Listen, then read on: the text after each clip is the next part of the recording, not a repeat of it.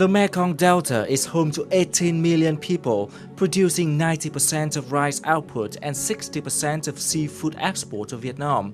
In the first quarter of 2016, the region suffered from the worst drought and salinity intrusion in nearly 100 years. The calamity devastated local rice fields, orchards, and forests, thus dealing a blow to agriculture, animal farming, and freshwater supply in many localities. Vietnam's Ministry of Agriculture and Rural Development said drought and salinity intrusion caused rice production damage worth around $1 trillion. In addition to water shortage for production, more than 500,000 people in the Delta suffered from a lack of water for daily use. Experts say prolonged El Niño heavily affected the climate in Vietnam in the first quarter. The rainy season ended early, which left the upstream Mekong River water level at the lowest in 90 years and was considered a primary cause for prolonged and serious salinity intrusion. In addition, the situation partly resulted from human activities, including the excessive exploitation and consumption of underground water for production and domestic use, along with the transformation of natural land for economic development. In the long run, the Southern Institute of Water Resources Research of Vietnam said nearly 40% of the delta surface may be submerged if the sea level rises by 1 meter at the end of this century due to climate change. Vietnamese authorities are actively working with international partners to tackle drought and salinity intrusion in the delta in the short term and ensure sustainable development of the region in the face of climate change in the long term.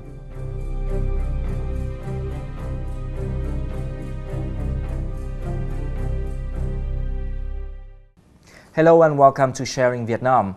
The Mekong Delta is considered one of the regions most vulnerable to climate change in the world. And in order to ensure sustainable development of the Delta, Vietnam have cooperated with the Netherlands in building a Mekong Delta plan. And in our program today, we will talk to Mr. Tom Compier, the first Secretary on Climate Change Adaptation and Water Management of the Dutch Embassy in Hanoi. He will share with us the compilation of the plan, as well as how the two countries are working together. So, hello, Mr. Compier. Thank you very much for joining us today. Well, Mr. Compier, the Mekong Delta suffered from historically adverse weather conditions earlier this year, such as drought and salinity intrusion. So what do you think are the reasons for the natural phenomena? It's an exceptionally dry year, and exceptionally dry in the lower Mekong basin, right? So most of the water in the Mekong area derives from Cambodia, Laos, and Vietnam itself. A lack of rainfall and an overuse of the water in the river itself it creates these kind of problems. If you go back in history, and the delta was almost undeveloped, whether it was dry or not, would not have created a negative impact. So it's very important to realize that the economic underlayer, the use that we now make of the delta, increases the risk of dry years. An over-reliance, for instance, on wet rice agriculture, especially in those areas that are closer to the edge, so close to the coastline, may be unsustainable in the longer term, given the fact that we have increased salinity intrusion in the future, not just because of drought, but also because of rising sea levels, also because of subsidence in the delta. At the moment, we're using groundwater in the delta, which makes the soil level sink, which also increases our problem. So there are various things happening already that create a negative impact. While some experts have warned that the Mekong Delta may disappear in the next 100 years if proper measures are not adopted by Vietnam and related countries. What do you think of this warning? If we don't do anything, then large parts of the delta may erode. Yes, you're right, the fact that we don't have the sediment in the Mekong as we used to have, partly because it's being captured behind dams or future dams, which will increase the problem if we do the dam building in Cambodia and Laos on top of the Chinese dams. But also because of sand mining, so the use of the sand for industrial purposes or building purposes has also a negative effect on the amount of sediment available to build up the delta. So now we have a rising sea, we have sinking soil, and we have a lack of sediment. Yes, if you compound those things and you don't do anything, then the delta runs the risk of at least submerging for part of it. But let's think positive. So for instance, in the Netherlands, there are many places of our country that are below sea level, but they're not underwater. That is because we have built the structures necessary to keep the water out. For large parts of the Mekong Delta, this is of course also possible. It's also very costly.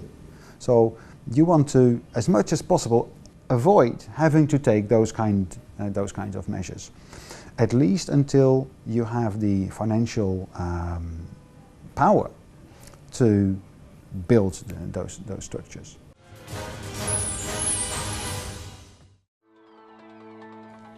In 2010, the governments of Vietnam and the Netherlands entered a strategic partnership in climate change adaptation and water management. Over the past 6 years, the two sides have consented and implemented many specific cooperation activities.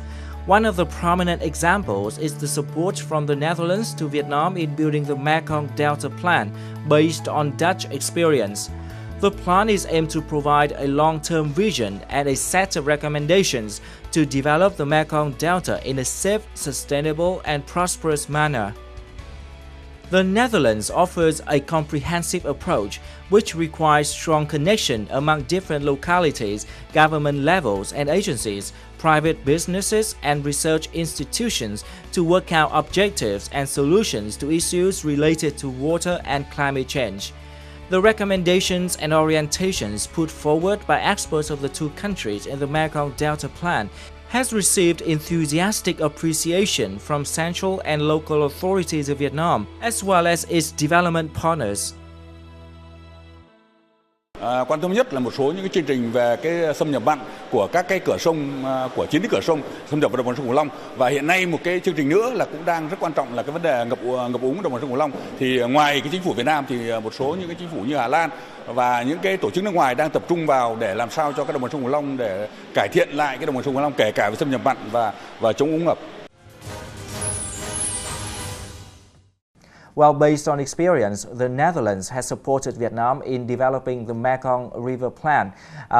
Could you share with us more information on the making of this plan? After a big disaster in the middle of the last century, we decided to build huge infrastructural works to protect our country. Very costly, very effective, I must say, but also having a lot of unwanted effects. And once you build those structures, they sort of lock you into a certain kind of strategy by which you defend your country. It's very difficult to build billion-dollar structures and then remove them again or adjust them again. Once they're there, they're there. Whereas the system is changing. So at the moment in the Netherlands, we take a very different approach. We have a national delta program that tries to keep the Netherlands safe from inundation by flooding, either from the rivers or the sea, towards the end of the century. That also addresses the freshwater problems that we also face in the Netherlands, so how to deal with dry periods. We think that a flexible strategy that makes use of adaptation pathways, that all the time taking small incremental steps that help solve the likelihood of the occurrence of certain problems in the future. So you try to take small steps that avoid certain problems from occurring. Not big bang solutions where you build huge structures, because once you've done that and actually something changes in the future that you need to adjust to, you can't. So small incremental steps. That's the way that we work now in the Netherlands, and that works very well. And the Mekong Delta Plan, to answer your question, takes into account that kind of approach. So it uses that innovative approach from the Netherlands to avoid to take the right steps to avoid a problem from occurring, and places that into the context of the Mekong Delta. And could you give us information on the implementation of the plan so far? It's been embraced. Let's call it that way. It's been embraced by the Vietnamese government and by development partners, basically because the recommendations make sense.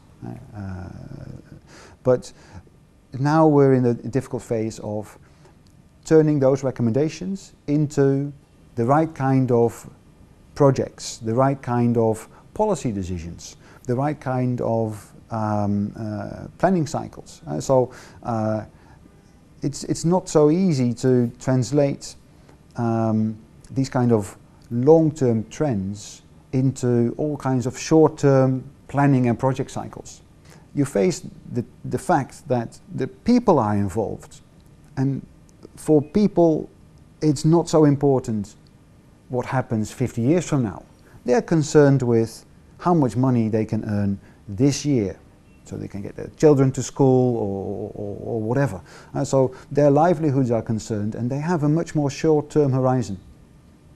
So how to make sure that their ambitions are fulfilled for a better life continuously, and at the same time change the system in such a way that 50 years from now their kids and their kids' kids will also still have sustainable livelihoods.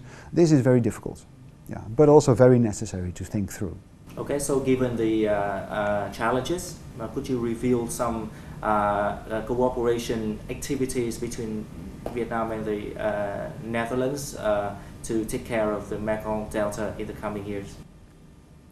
Yeah, I'd like to highlight as an example,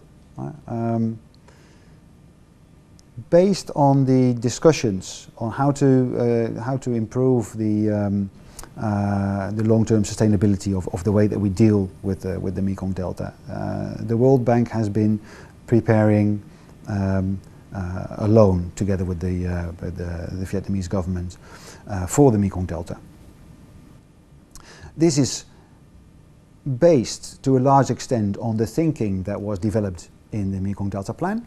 At the same time, while developing the sub-projects under this loan, we again try to provide technical assistance, both to our Vietnamese partners, Monre and MARD, and to the World Bank, to help make the transition from general recommendations to practical plans. And the Mekong Delta can, in view of the big challenges that you've already said, will it be able to survive by the end of the century? It can, but only if we all pull in the same direction. Mr. Compia, thank you so much for joining us today and sharing valuable insights. Thank you. Thank you so much. My pleasure. Well, that's all for our Sharing Vietnam today. Hopefully, the long-term vision of the Mekong Delta Plan will soon be incorporated in specific projects in the region to ensure sustainable development for our future generation. Thank you very much for watching us, and see you again next time.